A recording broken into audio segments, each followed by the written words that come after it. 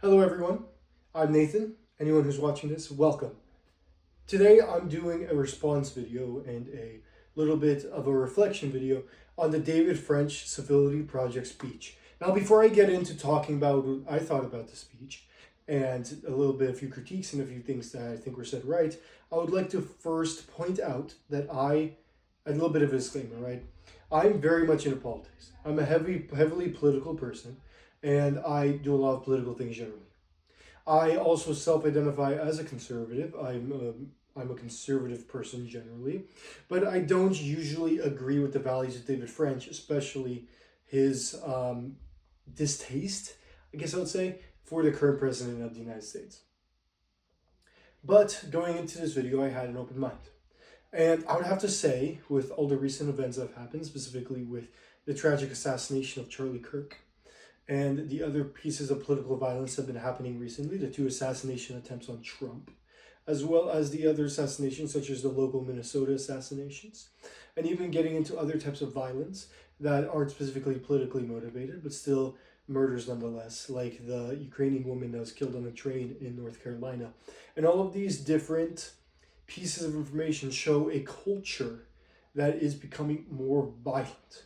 And it was very interesting to hear David French talk about in this topic here about how when he went to Harvard in, I believe it was the 1990s, 1980s, I might be wrong, but in that time when he went to Harvard, it was very similar to how we are today.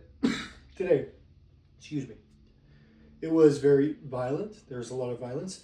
He specifically said the part about how he had he asked people who were pro-life to put male in his thing, and they didn't. They didn't. Instead, they put like not death threats, but like death, like recommending death. Is I believe how he said it. But he compared it to 2021, where he said the violence was crazy. But now looking at 2025, which is 4 years after that speech, it's gone in a way worse. Obviously, again, I point out Charlie Kirk getting assassinated in front of 3,000 people in public just because people disagree with him. I look at Donald Trump, who was a few millimeters away from being assassinated as well. And all of these different things, the whole reason why these things happen is because people can't have disagreements. And it's because the parties are radicalizing, just like he said.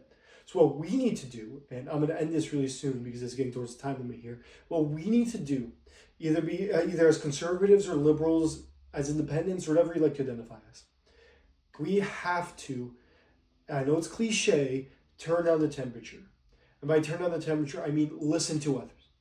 What I mean is stop demonizing the other side. What I mean is listening to others, and if we do, hopefully the cycle of violence will drop again.